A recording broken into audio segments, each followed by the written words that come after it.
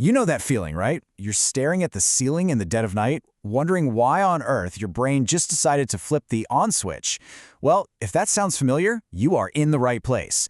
Let's dive into this super frustrating experience and figure out how to master that 3 a.m. wake-up call for good.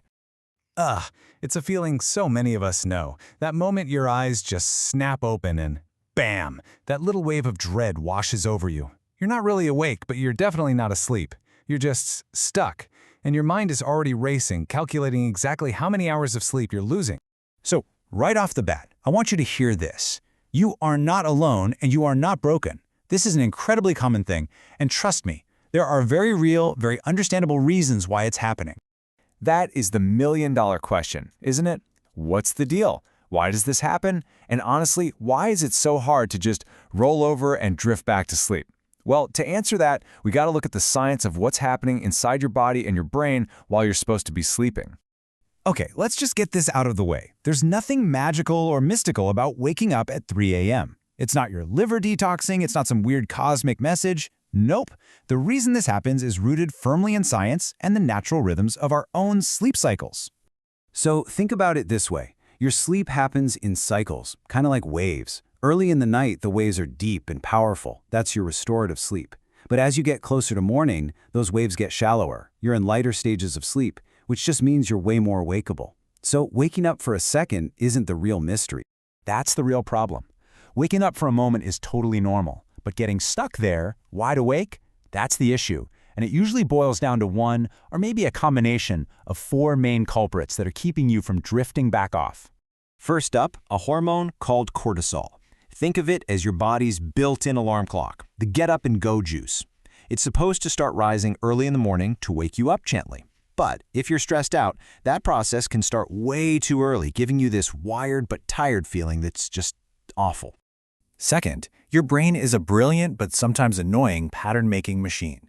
If you wake up at 3 a.m. a few nights in a row, your brain starts to expect it. Suddenly, your bed, which should be this safe, restful place, feels more like a stage, and you start putting all this pressure on yourself to sleep, which ironically puts your whole body on high alert. Third, and this is a big one for some people, it's about blood sugar. You ever notice this happens more after a couple drinks, or maybe a sugary dessert right before bed? That can cause your blood sugar to crash overnight. Your body's response? It pumps out stress hormones like adrenaline and cortisol to fix it, and that jolt is more than enough to snap you awake. And finally, you've got the more, mechanical stuff. Alcohol is a classic. It might feel like it helps you fall asleep, but it really messes up the second half of the night. Or it could be something as simple as your room being too warm, or a bigger issue like sleep apnea. Even tiny things like a bit of acid reflux can be just enough to nudge you out of that light sleep. Okay, so something woke you up. We've established that. But now we get to the core of why you stay awake. This is what I call the mental trap. It's where your brain takes over, and we're trying harder to fix the problem actually becomes the problem itself. And here it is, the vicious cycle. Look at step 1. You wake up and the first thing you do is check the clock.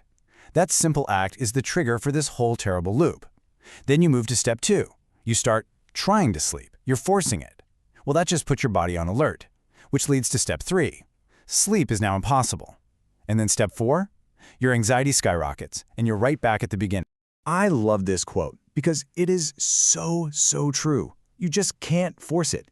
The second you turn sleep into a goal, a chore that you have to accomplish, it just vanishes. Sleep is about surrender, not about winning a fight.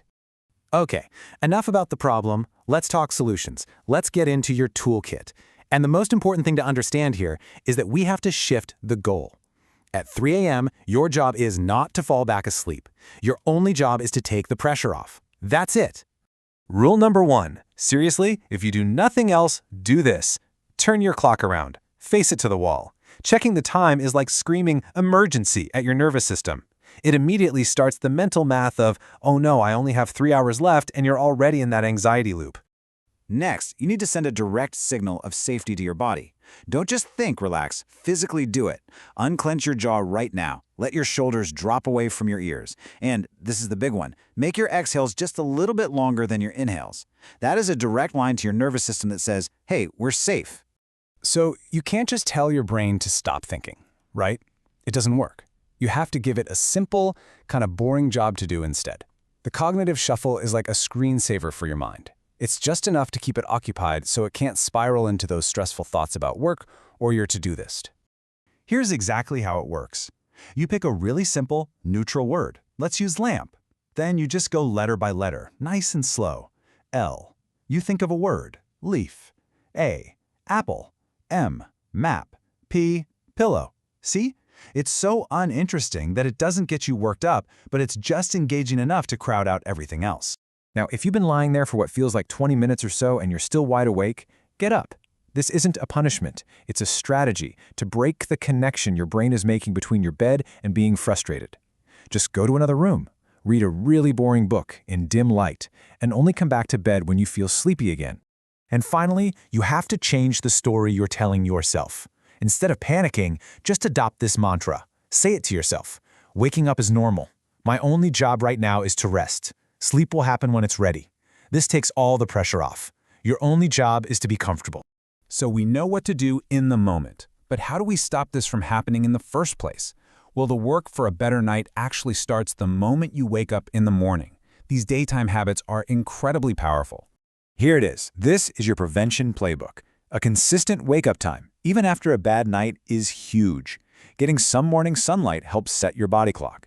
Then you have the obvious ones, cutting off caffeine early, keeping your bedroom cool, and being mindful of alcohol. And hey, if you're a loud snorer, it is absolutely worth getting checked for sleep apnea. It can be a total game changer. So if you remember just one thing from all of this, let it be this. Your job is to make 3 a.m. as boring as humanly possible. No drama, no checking the clock, no fighting with your brain. When you take away the struggle, you take away the fuel that's keeping you awake. And that is the question I want to leave you with. How are you going to make 3 a.m. boring? By picking one of these tools tonight, hiding the clock, trying the cognitive shuffle, you can transform that moment from a frustrating battle into just a quiet pause. And that's how you let sleep find its way back to you.